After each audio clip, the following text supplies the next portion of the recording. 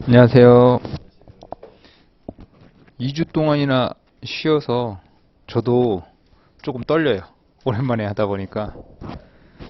2주 동안 잘 쉬셨나요? 아니면 공부 열심히 하셨나요?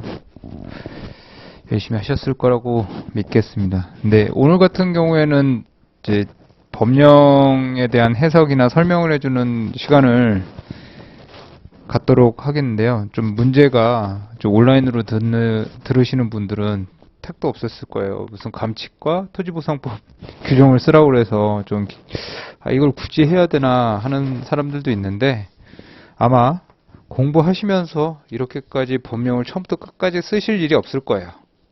단 한 번도. 왜냐면 귀찮거든. 안 해요. 근데 열심히 공부하셨으면 또 모르겠지만 본인이 아실 거예요. 생각보다 안 써지네.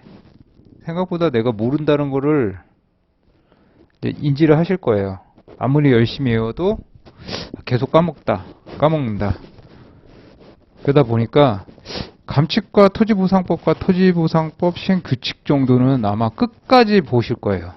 시험을 합격하는 그 순간까지도. 왜냐면 계속 까먹어요. 계속 까먹어요. 그렇다 보니까 좀 외울 때 한번 힘들더라도 이렇게 좀 심도 있게 외워놓으면 나중에 법령이 무슨 얘기를 하고 있는지에 대한 이해도 좀 빠르고 시험장에 들어가서 내가 시험을 볼 때 그 법령을 생각하지 않아요. 우리 시험에서 가끔 법규나 실무에서 관계 법령을 밑에 써주는 경우가 있어요. 그런 경우에는 그 법령을 보고 그 법령에 대한 내용을 읽는 순간 뭐죠? 떨어집니다. 뭐냐면 알고 있는데 그냥 그걸 확인할 뿐이에요. 예? 그걸 다 보고 해석하고 있는 순간 시간은 10분 지나갑니다. 그러니까 항상 법령은 달달달달 외우고 있는 상태에서 들어가셔야 됩니다. 저 아직도 법령 외우고 있어요. 계속 수업 준비하면서도 외우고 있는데 실제로 저희 법인 같은 경우에는 보상 전문이다 보니까 정말 어려운 보상들 많이 나와요.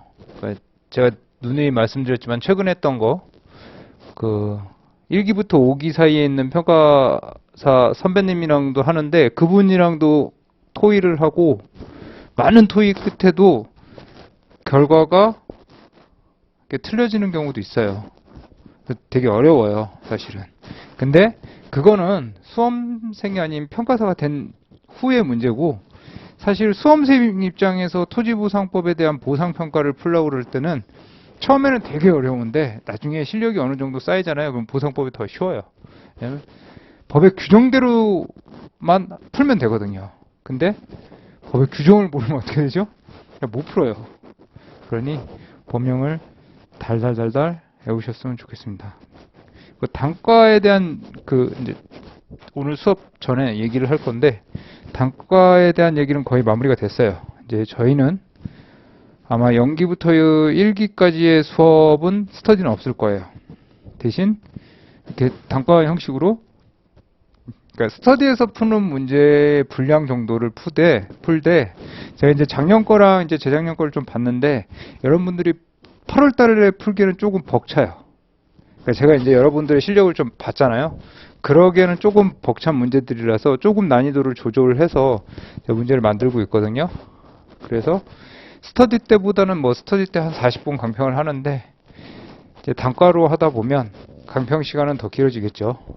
실질적으로 좀 더 도움은 되실 거예요. 그렇다고 해서 스터디를 안 하는 불안감에 쌓이신다면 이거는 타공 가서 들으셔도 되는데 아마 연습밖에 안 될 거예요. 왜냐면 실제로 풀지를 못할 거예요. 그러다 보면 연습도 나쁘다라고 보진 않아요. 개인의 의견이니까 의사이니까 그거는 편하실 대로 하시고 아마 문제 수준은 이제 8월 달에 이제 보상이 끝나고 난 다음에는 이제 제 강의에 대한 목표는 이제 중급까지는 아니고요. 아직 중급 정도의 실력까지는 안 가고 이제 제 나름대로의 명칭은 기초 심화라고 해서 여러분들이 처음에 일반 평가에서 배웠던 문제들보다는 막 논점이 더 들어가고 이런 것보다도 이제 현혹되는 글과 장수가 이제 많아지는 거죠. 내가 예전에는 뭐 거래사례 2개 줬는데 하나 고르게 돼 있는데 이제 거래사례 10개가 나오고 계산이 복잡해지고 그런 문제들이 이제 나오기 시작해요. 근데 이제 그것도 제가 보기에는 중급 정도자의 실력은 아닌 것 같고 논점이 그렇게 깊이 있는 논점들이 아니거든요. 그러니까 그런 연습을 통해서 이제 기초적인 학습들, 문제 푸는 데에서 기초적인 학습들을 좀 연습을 하시고 그 다음에 이제 그러니까 토요일을 평일로 옮겼다고 생각하시면 돼요.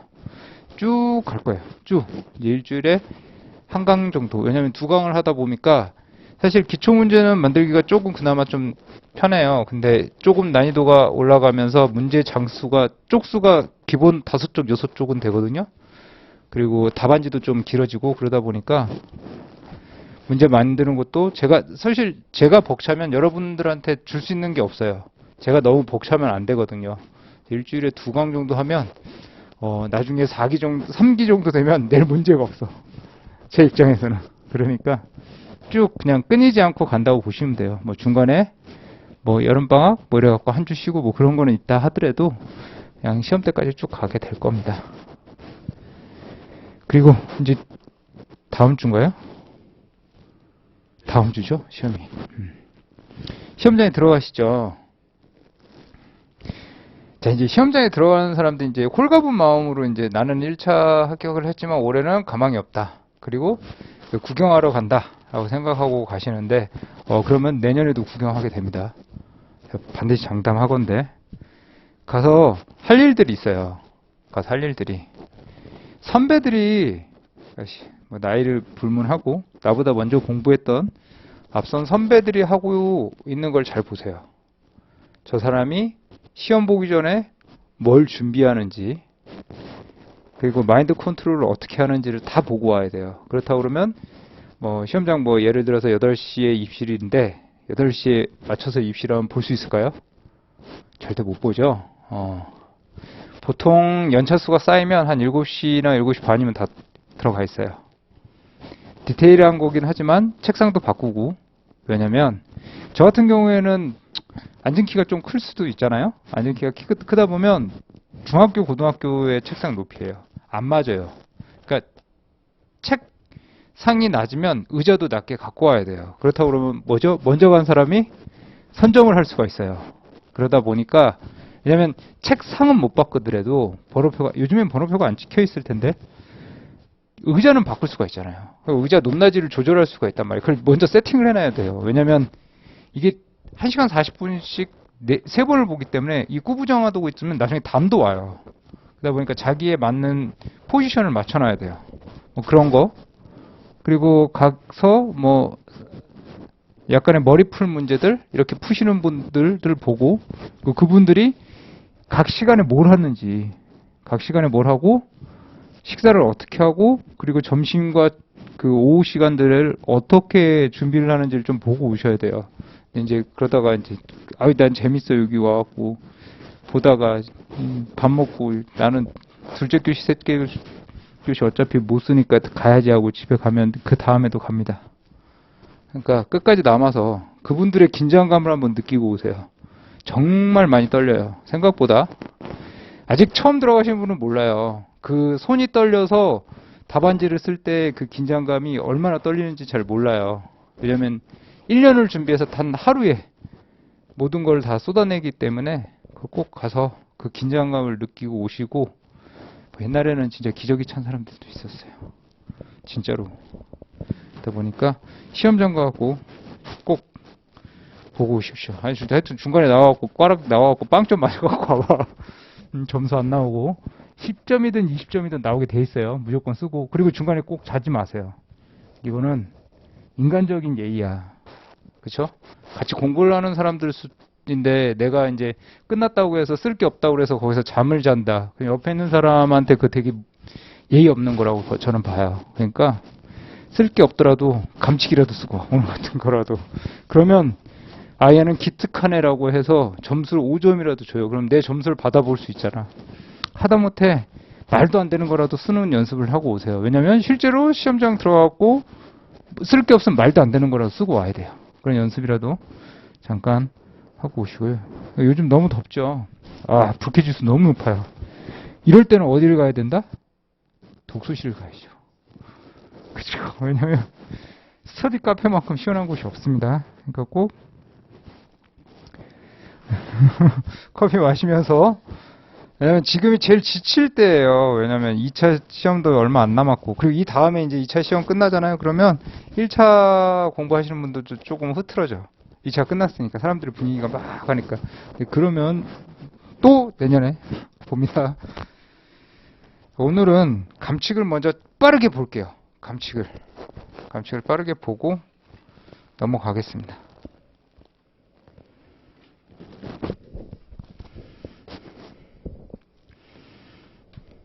감칙 1조에 대한 목적은 스무스하게 넘어가시고, 이 정의는 보면 1호부터 4호까지는 이거는 뭐 이론 시간에서나 실무 시간에서나 언제든지 써야 되기 때문에 달달달달 외우시고, 5호부터 11호까지는 각 감정평가 방법에 대한 정의죠. 이것도 달달달달 외워야 돼요. 왜냐면 이게 제가 곧 있으면 목차라고 그랬잖아요. 그쵸?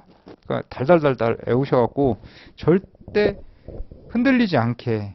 이거 오늘은 제가 제목이랑 키워드만 쓰라고 했는데 설마 거기까지만 외운 건 아니겠죠? 제가 첫 시간부터 감칙 외우라고 얘기를 드렸는데, 이제 정도에는, 자, 내가 이걸 달달달달 외우라고는 말 못하겠어. 아직 시기가. 그렇지만 대충 이런 내용들이 있다. 머릿속에 있어야 돼요. 감칙에 대한 내용이. 자, 그리고 12호 같은 경우는 뭐 감가수정, 이것도 많이 쓰입니다. 12호의 2. 여기 보시면 이 도시지역 내는 3년, 그리고 그 밖의 지역에는 5년 이내의 거래 사례. 이게 평가 사례도 동일해요. 그러니까 우리가 그 밖의 요인이나 아니면 거래 사례 비교법 쓸 때 이 사례 선정에 대한 기준을 제시를 해줘요. 보통 3년 이내 것만 쓰지, 저희가 뭐 실제로도 할 때 뭐 3년 넘어가는 거 잘 안 써요. 보상평가 같은 경우는 굉장히 그 보상 사례가 많지 않기 때문에 5년까지도 끌어다 쓰긴 하는데, 현실적으로는 그렇게 많이 안 씁니다. 어쨌든 우리가 문제 푸는 입장에서는 이 3년, 5년은 반드시 외우고, 그리고 이게 어디에 나와 있는지를 알아야 되죠. 그렇죠? 그래야지 흔들리지 않아. 내가 3년이랑 5년을 어디서 들었어. 거기까지만 기억하면 흔들려. 근데 내가 감칙 2조에 있다. 12호 2호에, 12호 2호에 있다라고 명확하게 알고 있으면 절대 안 흔들려요. 자, 13호부터 15호까지 경우에는 이것도 달달달달 외워야 되는데, 사실 이 13호부터 15호는 이론적인 그 파트에서 굉장히 중요해요. 이 의미가 지금은 달달달달 외우기만 바쁠 텐데, 여기에 함축되어 있는 의미가 엄청 많아요. 이 인근 지역과 유사 지역 동일 수급권, 이 내용에 대한 내용들은, 깊이 있는 내용들은 아마 이런 시간에 공부를 하시면서 배우게 될 거예요. 아마 강의 시간에는 잘 안 나올 거예요. 하지만 자기가 공부의 내공이 쌓이다 보면 이게 엄청난 규정이구나 라는 걸 느끼게 오는 순간이 옵니다. 반드시. 3조 같은 경우 의무, 요거는 뭐 간단하게 적용 범위 중요하지 않죠. 크게, 그러니까 안 중요하다는 건 아니에요. 중요도가 상대적으로 떨어진다는 거예요. 그렇죠? 왜냐하면 3조 같은 경우에는 평가 법인 등의 의무로 해서 이론적인 문제를 만들 수가 있어요. 그러니까 그 규정이 어디 있느냐. 왜 감정평가사의 윤리 규정 같은 거 모를 때는 이거라도 갖다 쓰면 돼요. 업무 범위나. 자, 5조, 6조, 7조는 말할 가치도 없어요. 이건 그냥 달달달달 외워야 돼요. 그리고 얘는 달달달달 외우면서도 항상 저희가 실무를 풀 때 이 셋 중에는 무조건 나온다. 연습할 때도 이 셋 중에는 뭔가 다 연결되어 있는 거다라고 생각을 해서 계속 적용을 해봐야 돼요. 굉장히 어려운 내용들이에요. 그냥 보기에는 쉬운데 안에 있는 깊이 있는 의미들이 되게 함축되어 있는 내용들이라서 저는 항상 문제 풀 때 5조, 6조, 7조, 5조, 6조, 7조 하면서 외웠어요. 왜냐면 문제 풀 때 뭐가 걸린다. 뭔가 걸린다, 여기. 반드시. 그냥 그만큼 대원칙이에요. 대원칙. 그 조건부 평가인 6조 2항 하실 때는 항상 사망에 있는 합리성, 적법성, 실현 가능성을 목차화해갖고 보여줘야 된다. 그쵸? 저희 배웠었죠, 한번? 근데 그 조건과 전제에 대해서 좀 구분을 하셔야 되고.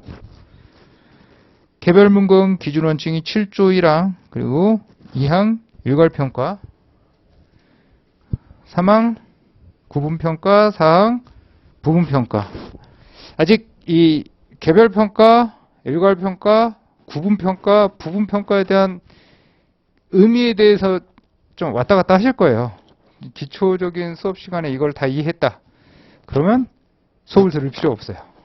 굉장히 좀 어려워요. 왜냐면 공부하는 끝까지도 제가 그러니까 기초를 안 잡고 중급 문제로 넘어가고 뭐 난립하는 스터디 문제로 이런 걸 이해했다고 그러면 하나만 바꿔놓으면 풀지를 못해요. 그러니까 이 7조 1항, 2항, 3항, 4항은 반드시 나와요.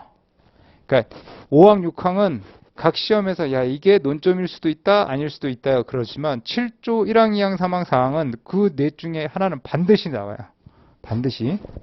아니 뭐 개별 물건이기 때문에 토지 건물 그렇죠? 나올 수 있는 거고. 토지 건물 일괄 거래 사례 비교법 2항의 일괄 평가 관련된 거. 규정 써주면 더 멋스럽잖아요. 그렇죠? 나 공부 많이 했다. 8조 감정평가의 절차. 저는 뭐 이거는 자기가 알아서 초짜 많이 따져 있죠.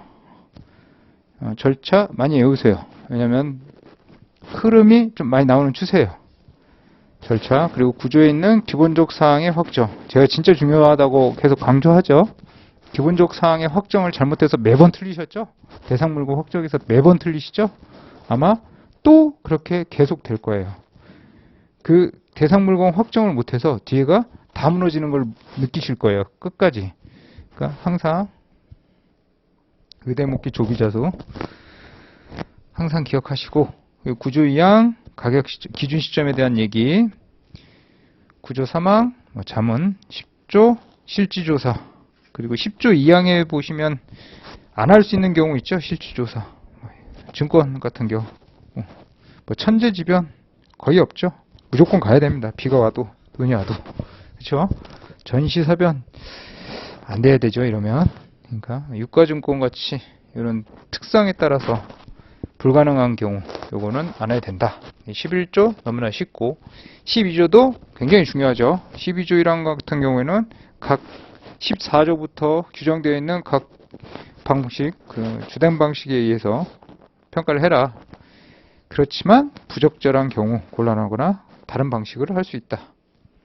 그래서 실제로 많이 써요. 평가서에 주된 방식이 있으나 할 수 없는 경우. 그게 뭐냐면 임대료 평가할 때 대부료 상정할 때 많이 하거든요. 저 오늘도 하고 왔는데 대부료 산정 없어요. 뭐 농지에 대한 대부료를 산정하는 거였거든요. 190필지짜리를. 근데 그거를 임대료를 어떻게 산정해? 없잖아요. 임대료에 대한 게 공시가 안 돼 있으니까. 그때 어쩔 수 없이 기초가액에다 기대율 곱한 금액으로 평가를 하는 때 그 규정이 어디서 와요? 12조 1항 단서 규정이 있어요. 그렇죠? 그런 거 생각하시면 좀 더 문제 풀 때 내가 좀 더 명확하게 알고 있구나 이런 걸 느낄 수 있어요.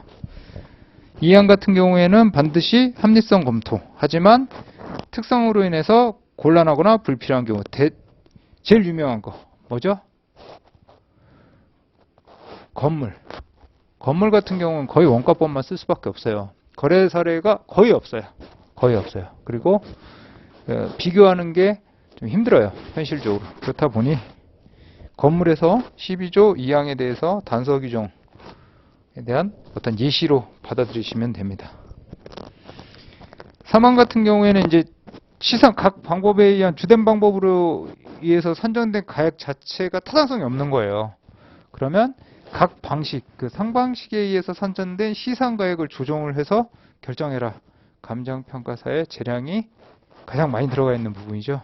그러니까 네가 부동산 가치에 대해서는 전문가니까 규정되어 있는 각 방식을 해보고 그 범위 안에서 이거야! 하고 찍을 수 있는 명확한 규정이에요. 감정평가사의 힘이 나타나는 부분이죠. 10조 3항. 하지만 실제로 이렇게 쓰면 좀 큰일 나죠. 왜냐면 그러면 방식 적용에 있어서 뭔가 내가 잘못했다는 거예요. 사례 선정을 잘못했던, 환원율을 잘못 갖고 왔던. 그렇죠? 제13조 감정평가서 작성. 계속 나오고 있어요. 계속 시험에서 계속 나오고 있습니다. 감정평가서 작성에 대한 내용. 저는 이렇게 초짜를 따서 외우고 그랬었거든요. 명물 표목, 기출 왜죠? 약간 해갖고 싹 다 외웠어요. 싹 다. 감정평가서가 작성할 때 뭘 넣어야 될지. 그리고 3항 같은 경우에는 감정평가액의 산출 근거 및 결정 의견. 근데 이렇게 법조항을 보면 그런 생각 안 들어요. 저는 수험생 때 그랬어요. 야, 이렇게 조문으로 해놨는데 실제로 쓸까? 라고 했거든요. 공부할 때. 근데 제가 이렇게 평가서를 만들면서 이렇게 봤더니 다 있더라고요. 다 있어요. 실제로. 왜냐면 우리는 어렵게 시험에 합격했는데 이거 못 지켜서 뭔가 징계를 받았다. 얼마나 짜증나요. 그렇죠? 이거 별것도 아닌데. 그러니까 다 써요. 저희는 그래서 법을 되게 무서워하는 사람들이에요. 그리고 사망에서는 의견사항에 넣은 것, 그 초짜, 방곡적제, 일참제. 뭐 저는 이렇게 따서 했습니다.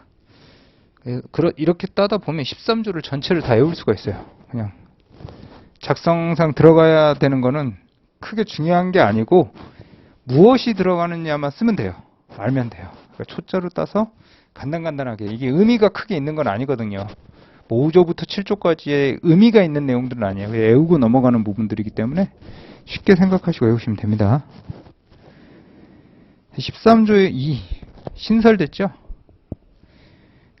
특별히 우리 쪽이랑은, 그러니까 저희 수험생들이랑 상관없어요. 이거는 문서를 어떻게 보관을 할 것이냐 하기 때문에 그냥 스킵. 자, 이제 대망의 14조부터 14조이랑 공시지가 기준법. 2항에 대해서는 공시지가 기준법에 대한 순서. 자, 1호에서는 용의주지. 자, 시점 수정이 이게 이제 제가 아시는 평가사들 분들 중에 20기 초반 평가사분이랑 같이 얘기하다가 이 문제가 나왔어요. 왜냐면 예전에는 비교 표준지가 있는 게 아니고 대상 표준지가 있는 지변을 썼어요. 아직 잘 모르시겠지만 되게 오래전에 바뀐 거거든요. 그래서 항상 비교 표준지가 있는 시군구의 용도지역별 지가 변동률을 적용할 것. 이게 14조에 있다. 14조에 있다. 그리고 만약에 용도지역별 지가 변동률을 적용할 수 없는 경우, 어떻게 적용할 수 없는 경우가 생길까요? 라는 의문이 생겨요. 그렇잖아요? 그게 뭐냐면 관리지역 같은 경우에는 관리지역 세분화를 못 시키는 지역들이 있어요. 굳이 그 동네 거래도 없고 그냥 한산한 동네인데 굳이 이거를 구분을 해? 그래서 아니면 간극에 의해서 안 하는 경우가 있거든요. 그런 경우에는 공폭사안 제한이 같거나 비슷한 용도지역에 지가변동률 써라. 그리고 이용사항별 지가변동률. 이거는 나중에 보상법을 더 들어가고 중급 정도의 실력을 가지시면 개발제한구역 내에서의 지변에 대한 예외가 있어요. 그때 이제 배우시면 되고요. 지역요인, 개별요인, 그 밖 요인 보죠. 그리고 사망. 제가 그렇게 외우시라고 그랬죠. 제발 14조라 공시지가 기준법이라 할 때 14조로 쓰지 말아라. 1항은 공시지가 기준법, 4항은 거래사례 비교법. 그렇죠? 4항 같은 경우에는 재무제표 작성이나 담보권 설정, 경매 같은 경우에는 임대료 조성 비용을 고려할 수 있다. 자, 15조 건물의 감정평가 원가법. 이 이후에는 특별히 그렇게 외울 것보다도 15조 건물 원가법 이렇게 외우시면 돼요. 16조 토지건물 일괄에서 집합건물 또는 토지건물 일괄로 감정평가할 때는 거래사례 비교법. 그리고 토지가액과 건물가액을 구분하여 표시할 수 있다. 마지막에 저 조항 있잖아요. 저거 왜 쓰이는 거냐면 부가세 때문에 부가세.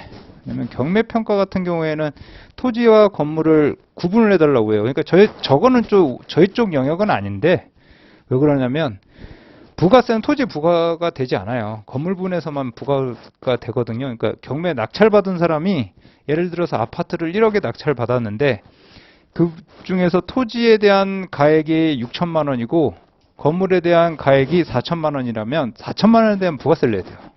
그렇기 때문에 야, 내가 좀 나눠줘 이런 거예요. 그리고 도정법에 의해서 종자산 평가할 때 거기서 이제 나중에 부가가치 산정에 대한 부가세 산정에 대한 것도 쓰이고 그리고 이제 여러 가지 그 분양가 산정할 때도 쓰이고 그래요. 그런 이유 때문에 이 조항이 있어요. 16조 단서에 보면. 그냥 알고만 있으면 돼. 외울 것도 없어. 이런 게 있구나. 근데 왜냐면 저게 내가 어떤 사례에서 적용되는지 모르면 잘 안 외워져. 근데 이런 얘기를 들으면 그때 그랬구나 라는 걸 알면 잘 외워져요. 17조 산림평가 거의 하기 힘듭니다. 나오기도 좀 힘들고. 산지와 임목을 거래사례 비교법을 적용해야 된다. 제가 이것 때문에 좀 많이 헷갈렸는데 제가 말씀드리면 더 헷갈릴 것 같아서 말씀 안 드릴게요. 그냥 17조 같은 경우는 잘 안 나와요. 18조 과수원 거래사례 비교법. 왜냐? 과수원에는 보통 과수원 평가할 때 뭐가 들어가냐면요. 과수가 같이 일괄돼서 거래돼요. 땅만 거래되지 않아요.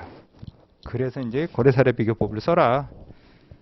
그렇습니다. 자, 19조부터 이제 좀 우리가 힘들어하는 공장기단부터 나오죠. 공장기단, 개별 물건, 감정평가의 합산, 수익하는 법도 할 수 있고, 광업재단은 무조건 수익하는 법. 광업재단도 평가할 일이 거의 없어요. 그래서 저희가 공부하실 때 광업재단 같은 거 잘 안 하잖아요. 그게 왜 그러냐면 실제로 저희가 평가 안 해요. 광업재단 이제 폐광 다 해서.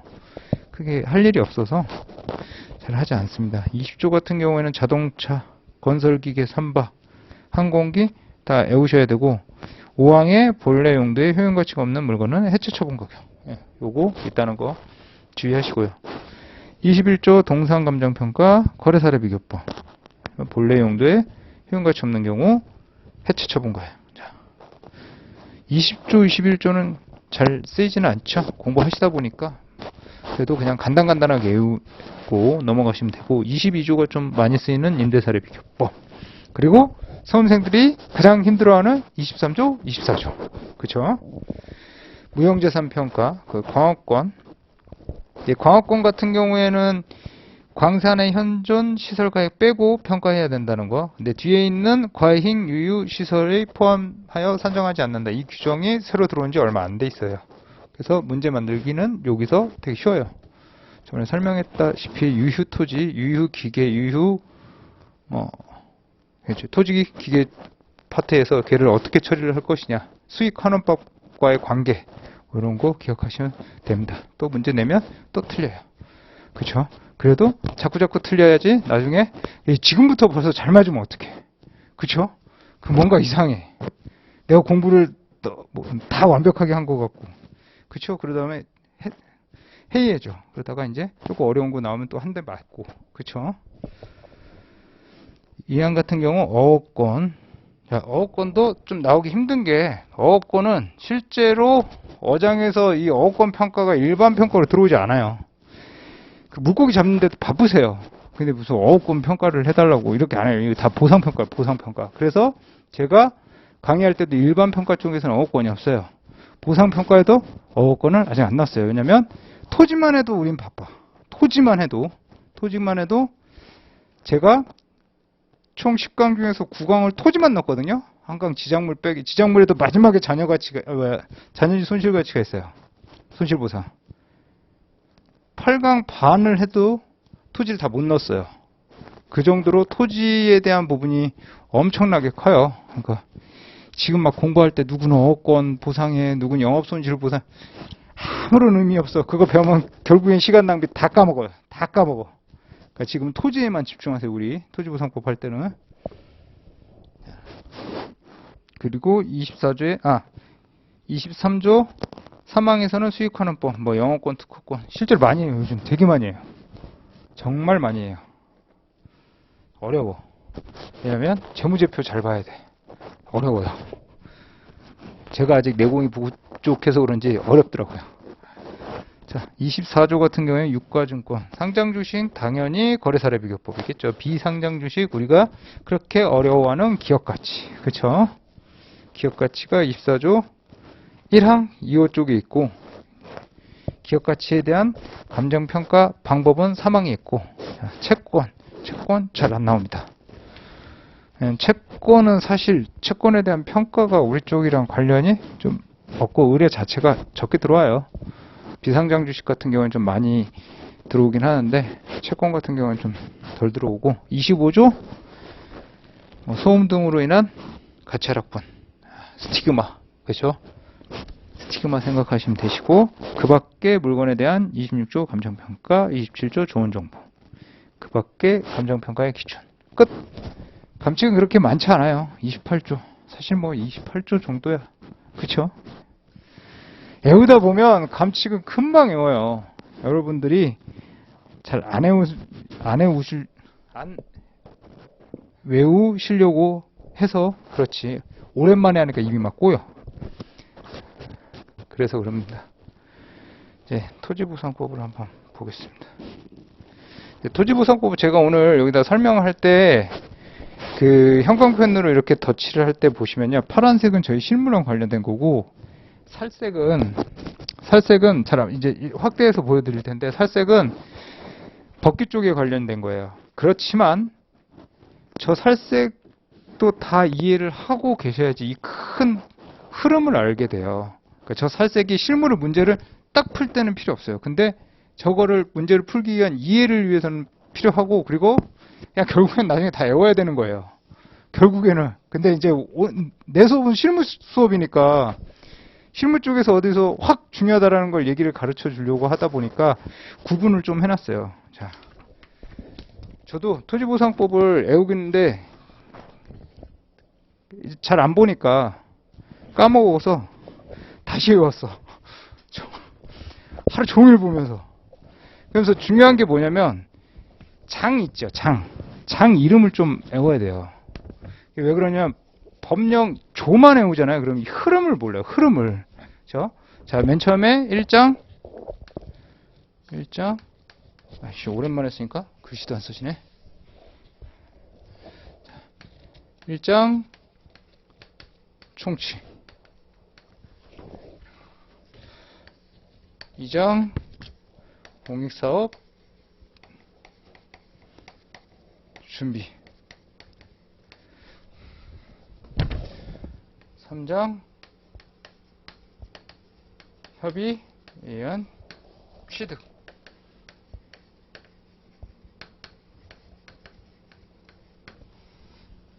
못 쓰겠는데?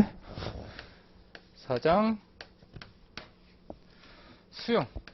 짧게 쓸게요, 그냥. 5장 토수위.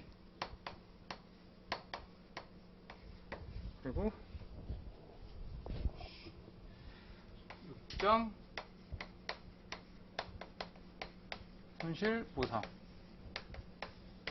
아이고, 저희 끝에서부터 쫙 와야 되는데. 그리고 나머지 여기서 7장을 여기다 쓸게요. 7장. 네. 자, 1장에서 보면 총칙은 1조에서 8조 정도의 얘기거든요. 자, 디테일한 건 이따가 읽으면서 얘기를 할 거예요. 자, 보세요. 그러니까 총칙에 대해서 뭐냐면 정의나 공익사업이 뭔지에 대한 내용들의 그 토지보상법을 이 법을 해석하기 위한 기본적인 내용들을 갖고 있어요. 기본적인 내용들. 이 중에서는 암기를 해야 될 것도 있고 암기를 안 해야 될 것들도 있어요. 그러니까 그거는 보실 때 제가 뺄 부분은 빼드릴 거예요. 굳이 수험생 때는 여기를 다 외우지 않아야 된다라는 거. 자, 어떤 공익사업을 해요. 내가 도로가 필요해. 내가 공원이 필요해. 그렇죠?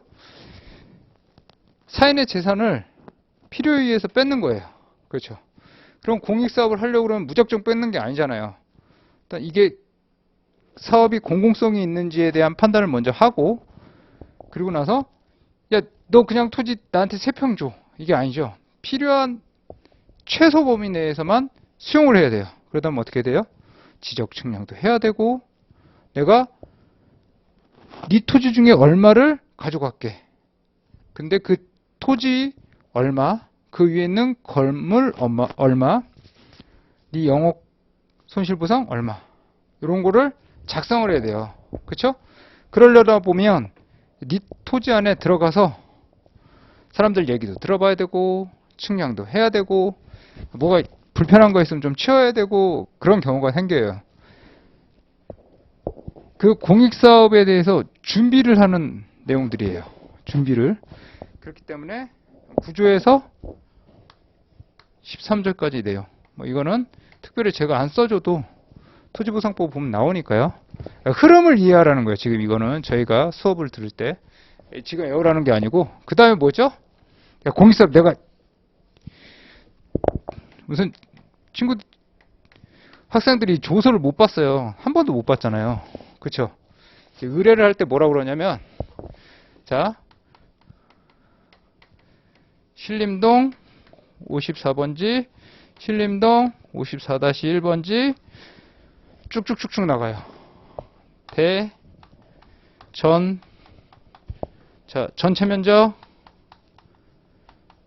500 해서 편입 전체가 될 수도 있고 조금이 될 수도 있어요. 뭐 400 해서 이렇게. 그리고 제일 중요한 소유자 이성준. 이렇게 된 조서를 작성을 해야 돼요. 준비할 때 누가 하겠어요? 상식적으로. 뺏기는 사람이 하겠어요? 뺏는 사람이 하겠어요? 그렇죠. 사업시행자가 해요. 사업시행자. 뺏어야 되는데. 요즘엔 대부분 뭐 서울시 무슨 구청 아니면 경기도 뭐 수원시청 뭐 이런 곳에서 본인들이 직접 안 해요. 왜냐면 민원도 있고 그러다 보니까 민간 사업자들 있죠. 민간 사업자한테 수탁을 해요. 아니면 한국부동산원한테 이관을 시켜요. 그래서 걔네들이 사업시행자가 돼요. 걔네들이 사업시행자가 되면 타인 토지에 출입을 해서 허가증을 갖고 출입을 해서 들어가서 측량하고, 선생님 여기 건물에 뭐 있어요? 그럼 건물 안에 전기시설이 있고, 토지만 있는 게 아니고 여긴 토지고 건물에 전력 설비 5kW 울타리 있고 바닥 포장 있고 의자 5개 있고, 진짜로 별의별 거 다 합니다. 아궁이 있고 그걸 다 조사해요. 사업 시행자가 다 조사를 해요. 그래 놓고서 자, 평가사님 만들었습니다. 그리고 조서를 이렇게 쭉 해갖고 토지 1번부터 300번지까지 300개 어마어마합니다. 소유자 별로 쫙 나열을 해서 줘요. 그러면 얘도 어디 있어요? 이렇게 들어간 애가 있고, 또 다른 건 여기 들어가 있겠죠. 그러면 이걸 어떻게 하겠어요? 엑셀로 다 만들어서 줍니다. 왜냐면 결국에는 수학적으로 해야 되기 때문에 엑셀로 막 열이 막 한 1000개씩 들어와요. 1000개씩 쫙 들어와요. 그렇게 해서 저희한테 넘겨주는 게 뭐죠? 조서. 그게 토지 조서가 있고 물건 조서가 있어요. 흔히 말해서 우리가 토지는 필요에 의해서 갖고 가잖아요. 그렇죠? 공기사업 하려면 절대적인 필요 요소잖아요. 하지만 그 위에 있는 건물 필요 없어. 왜냐하면 나 공원 만들 건데 위에 건물 있으면 뭐예요? 도로 밀어버려야 되는데, 그렇죠? 영업시설이 있으면 뭐예요? 아궁이 있으면 뭐예요? 전력설비 있으면 뭐예요? 다 필요 없어요. 그래서 지장물이라고 해요. 전체를 지장물이라고 그래. 너 나한테 지장 주잖아. 그쵸? 그렇게 보시면 편해요. 지장물이에요. 전체적으로. 뭐 영업손실보상이든 뭐든 다 지장물이에요. 사업을 시행하는 입장에서는 너무 우리한테 이 사업 시행에 필요 없는 물건들이거든요.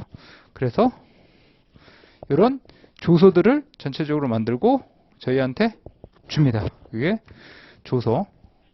그렇다고 그러면 그 조서를 작성을 했어요. 14조에서요. 그 다음 뭘 해야 되겠죠? 그 다음에 조서 작성해서 평가를 하겠죠. 그렇죠?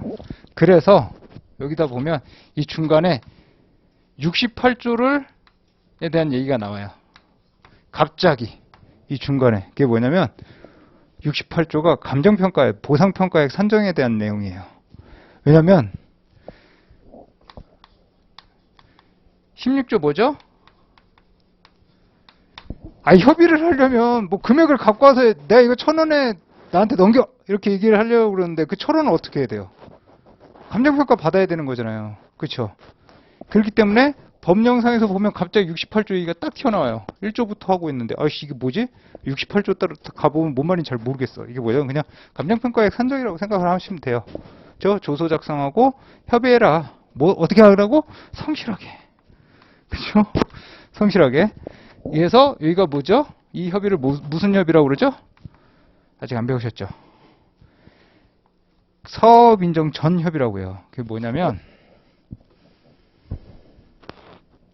예를 들어서 도로 같은 경우 그러니까 실제로 도로는 이렇게 있고 내 땅이 이렇게 있는데 좀 넓혀야 되겠어. 이렇게 확장 공사를 하게 돼요. 근데 이거에 대한 거는 도시계획 시설에 대한 결정을 할 수 있어요. 결정만 딱 하면 뭐냐면 이건 내가 향후에 이렇게 하겠다. 그러니까 거기다 건물 짓지 마. 거기다 뭐 하지 마. 내가 한 10년이 걸쳐도 언젠가는 할 거야. 그렇게. 근데 대법원에서 그러죠. 20년 안에 하라고. 그쵸?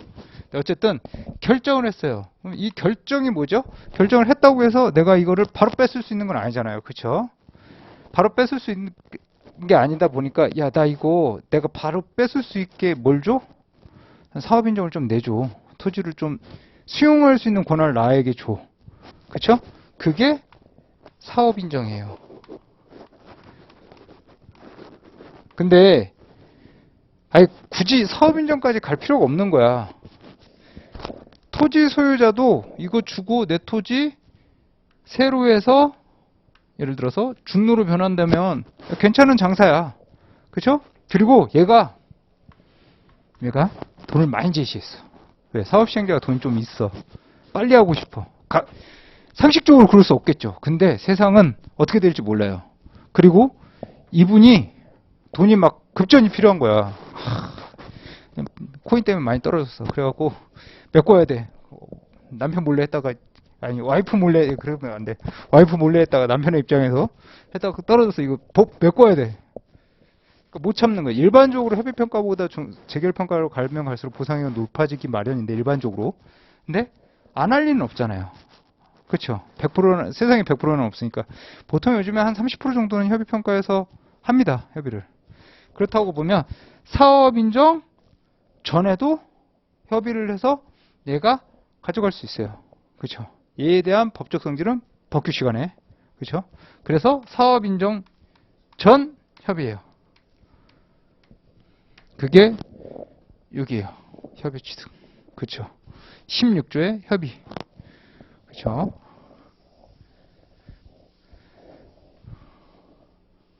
요거까지는 지우고.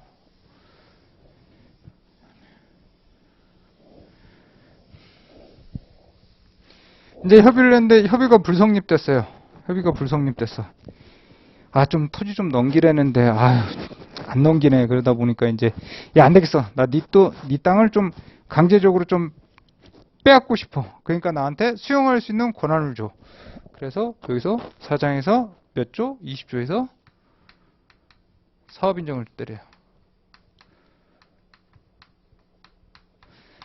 보시면 이 사업 인정 이후에 대한 이 수용이 가장 큰 파트예요. 그래서 여기가 몇 조까지 가더라? 48조까지 합니다.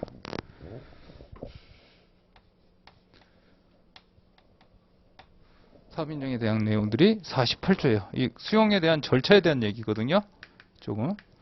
그러니까 크게 사업 인정을 기준으로 해서 사업 인정 전에 협의를 해서 취득하거나 사업 인정을 받은 다음에 그 다음에 또 여기서 뭘 하겠어요? 또 한 번 더 또 협의를 해요.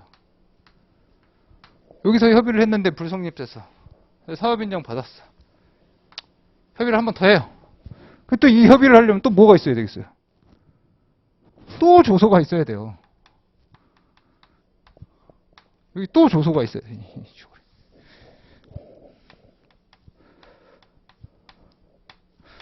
평가사님 여기서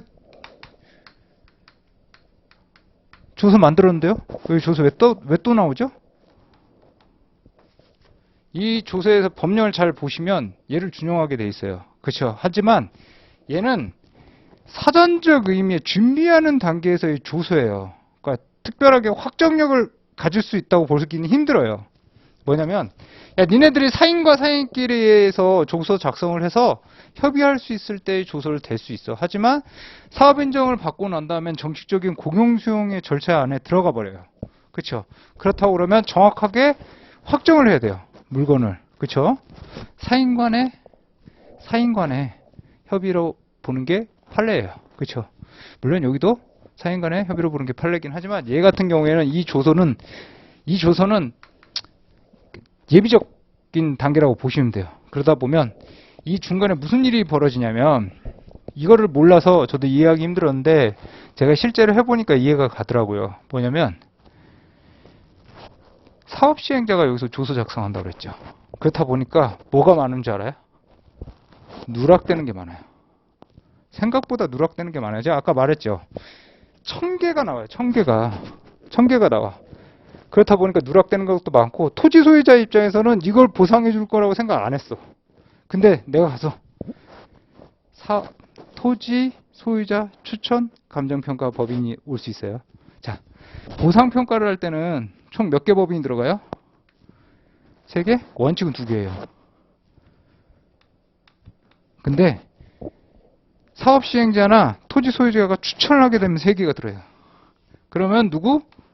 소유자 추천이 있어요. 그리고 사업 시행자 추천평가서가 들어가요. 그 다음에 이 중간에 낀 시도나 시군구나 얘에 대한 추천평가서가 들어가요. 3명이 들어가요. 자, 얘는 어떻게 써요? 감정평가 금액을 올리려고 하겠죠. 이것까지는 가르쳐줘도 되나? 네, 이게 흐름이니까. 얘는 비용 참여잖아요. 그럼 얘는 뭐죠? 얘는 공정. 제가 지금 여기 있습니다. 이거 지금 하나 하고 있는데 여기 있습니다. 그러다 보니까 이 입장에서는 여기 조서에서 누락된 것들을 찾게 돼요. 그렇지 않을까요? 이거 보상해드립니다. 갖고 가면 될 거라고 생각했잖아. 그쵸? 이 칠판 보상해주세요. 본인들이 생각하지 못한 목록들이 엄청나게 많아요. 본인들이 알 수 없는 내역들이 엄청 많아요. 저도 보면서 뭐 이런 것까지 해줘? 지나가는 개도 해줘요. 진짜 해요. 견사, 축사, 닭 50마리 포함 이런 거 있어요. 그렇다면 자, 그분들 처음에 협의를 하려고 웬 사람이 와갖고 이거 협의합시다. 사업시행자가 와. 그냥 사업시행자가 왜 사업인정을 안 받았잖아요. 여기서는 이 협의 때는 사업인정을 아직 안 받았잖아요. 그러니까 와서 저희가 이거 도로에 결정됐으니까 살려고 그러니까 좀 파세요. 저희가 이만큼 이렇게 하겠습니다. 그렇다고 그러면 토지 소유자가 뭘 알아요? 그러니까 조서 작성도 보다 정밀하게 될 수는 없어요. 물론 100% 정밀하게 될 수 있어요. 왜냐하면 이 조서를 그대로 쓰는 경우도 있어요. 워낙 잘해요. 워낙 잘해서. 부동산원 같은 경우에는 자회사가 하거든요. 진짜 잘해요. 정렬 딱 시켜갖고 사진 다 찍어놔갖고 목록을 다 잡아놔요. 그래서 추가할 게 거의 없어요. 막 1000개, 2000개 들어와도 추가할 게 없어. 그렇다면 뭐죠? 얘는 그대로 그런 경우에는 준용을 해요. 하지만 그게 아니면 여기 산다. 이 내용을 모르면 이 14조와 26조의 관계를 모르는 거야. 이 협의에 대한 조서 작성에 대한 내용을 모르는 거예요. 그러니까 이게 되게 헷갈린 건데 결국에 조서 내용은 여기서의 조서가 가장 확정적인 조서다. 그렇죠? 그리고 이 조서를 통해서 뭐죠? 협의를 해. 근데 협의를 또 안 해. 그죠? 난 나가기 싫다. 써있잖아요. 그 대장동처럼 되기 싫다. 그런데 피켓 많아요, 요즘은. 왜냐면 제일 이슈가 됐었던 제 현천동이라고 저쪽 김포 상암 DMC 쪽 뒤쪽으로 넘어가면 가고 거기가 이제 마지막 금쓰라기 땅이거든요. 제가 보기에는 거기가 아직 전지대야. 근데 일산 넘어가기 전 서울의 마지막이에요. 거기가 다 전지대예요. 수용하기 딱 좋죠. 왜냐면 토지 보상이 작으니까 전이니까 그렇죠. 거기 가면 막 피켓 써 있어요. 반대한다고 막. 그렇죠? 협의를 했는데 또 하기 싫어. 그러다 보니까 우리가 그 다음에 수용 재결이라는 걸 합니다. 야, 이제 내가 너를 뺏어올 테니까 돈 주고 가. 돈 주고 가. 그렇죠? 이 이후에도 협의가 가능하다는 게 대법원의 입장입니다. 대법원의 입장이에요. 근데 우리는 이 이후에는 법령상의 협의는 없어요. 법규 시간에는 있지만 실무상에는 이런 경우에는 없어요. 자, 그리고 난 다음에 넘어가면 이의제결인데 이 이의제결 내용은 여기 있는 게 아니고 어디 있죠? 여기 있어요. 7장에 가야 돼요. 여기는 이제 수용 재결까지에 대한 내용만 있어요. 그리고 난 다음에 6장, 그 다음에 5장. 토지수용위원회 파트 5장에 있어서는 토지수용위원회는 아주 학식이 높으신 평가사분들과 교수님들이 많이 들어가 있기 때문에 우리랑 상관이 없어요. 그렇죠? 거기에 대한 구성에 대한 얘기이기 때문에 수험생 입장에서는 아무 상관이 없어요. 그러니까 안녕 그러고 하고 그 다음에 대망의 6장인 손실보상. 자, 61조부터 61조부터 몇 장까지 보죠? 61조부터 82조예요. 82조. 이 부분은 손실보상에 대한 내용이기 때문에 법령을 보면서 더 정확하게 상세하게 설명을 할게요. 왜냐면 감정평가, 손실보상에 대한 전반적인 내용이에요. 감정평가를 이렇게 해라. 그리고 토지에 대한 보상은 어디에 기준이 있다. 법령에 대한 기준이 있다. 그리고 손실보상에 대한 기준, 토지보상에 대한 기준 같은 기준을 제시해요. 근데 이런 기준이 막 구체적일 걸까요? 아니에요. 법이잖아. 법은 구체적으로 그 내용을 기술해 놓지 않아요. 뭉뚱그려 놓게 해놓거든요. 근거 법령이기 때문에. 자, 그래서 법령들을 다 규정하고 있고, 그 다음에 이 신청에서 보면 우리가 말하는 이 신청과 재결에 불복하는 거죠. 수용 재결에 대한 불복이요. 수용 재결에 대해서 이의 신청하고 이에 따라서 결정하는 이의 재결이 있습니다. 그 다음에 이 재결 이후에 보증서.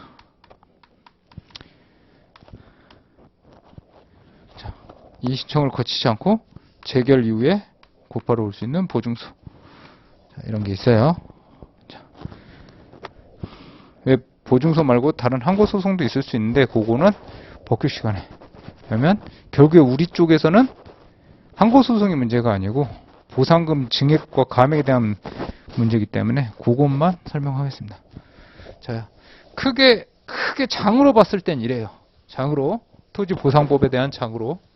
그렇다고 그러면 한번 복습 겸 한번 보겠습니다. 절차에 대해서 한번 볼게요.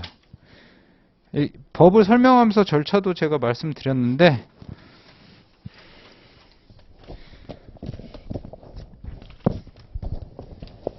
자,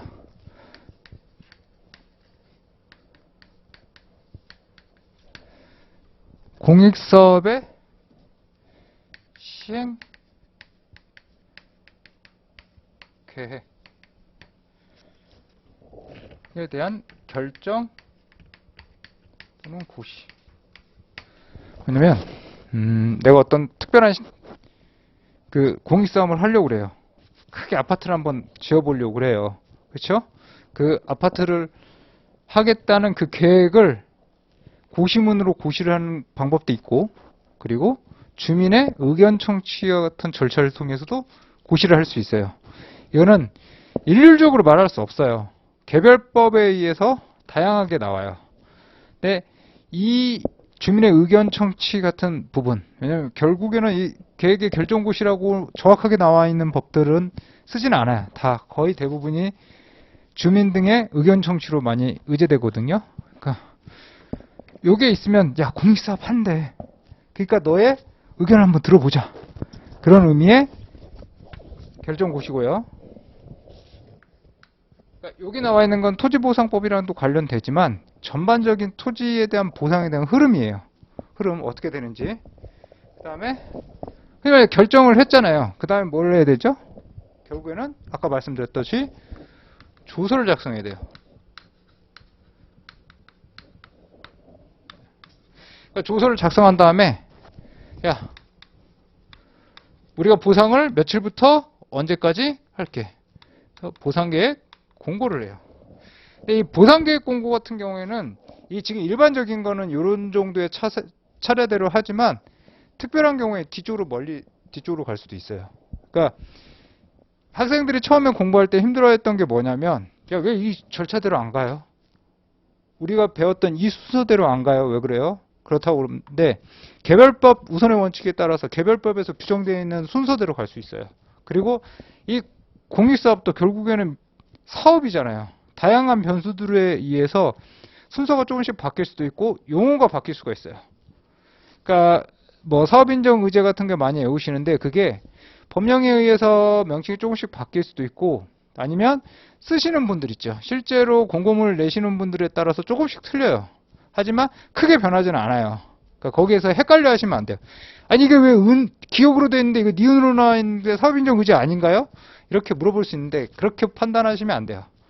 조금씩 변하지만 결국에는 큰 틀에서는 안 바뀌어요. 그러니까 그거를 항상 외우고 계셔야 되고요. 그 다음에 조서 작성한 다음에 협의하겠죠. 협의를 했으면 오케이 해서 소유권 이전 받고 그리고 보상금 지급하면 됩니다. 협의가 불성립이 됐어요. 그렇다고 그러면 이제 다시 이렇게 쭉 갈게요.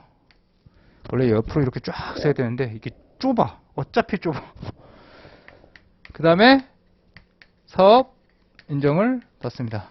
나 네 토지 뺏을 테니까 나한테 그런 권한 줘. 그쵸? 그 다음에 또 협의 보죠. 그 다음에 협의를 봤는데 오케이. 근데 협의를 했는데 또 안 됐어. 그 다음에 다시 협의를 해서 불성립하면 여기서 드디어 수용 재개를 신청합니다. 네, 여기 안에서 조서를 한 번 더 작성하게 된다는 거 잊지 마시고. 자,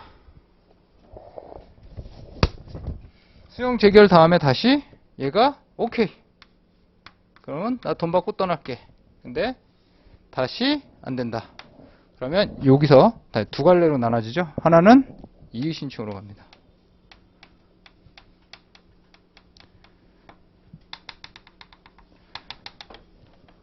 또 하나는 보증서로 가고. 이에 대한 결과를 이의 재결이라고 합니다.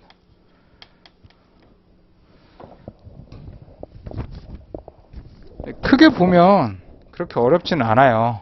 크게 보면 어렵지는 않는데 생소하다 보니까 내가 진짜로 토지 보상을 받아보는 일이 없는 이상은 용어가 헷갈려. 용어가. 그쵸? 처음에 공부하시는 분들이 제일 법규랑 공부하면서 힘들어하는 게 뭐냐면 자,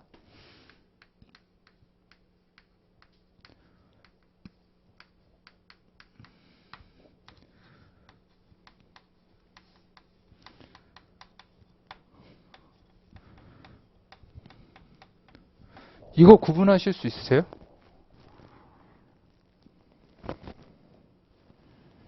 이게 용어가 비슷해서 여러분들이 되게 헷갈려 하거든요. 자, 수용 재결은 뭐냐면 수용을 할 수 있는 것을 결정해주는 토지 수용 위원회의 결정이에요. 그쵸? 이의 재결은 뭐냐면 야, 내 보상금 너무 작아. 조금만 힘써줘. 조금만 더 올려줘봐. 그런데 야, 그거에 대해서 내가 결정을 내려줄게. 이것도 어디서 하죠? 얘는 중앙 토지 수용위원회 결정이에요. 우리가 법규에서 말하는 재결 뭐예요? 법규에서 말하고 있는 재결. 거기까지 공부 안 하셨나요? 아직 안 하셨죠? 이게 뭐냐면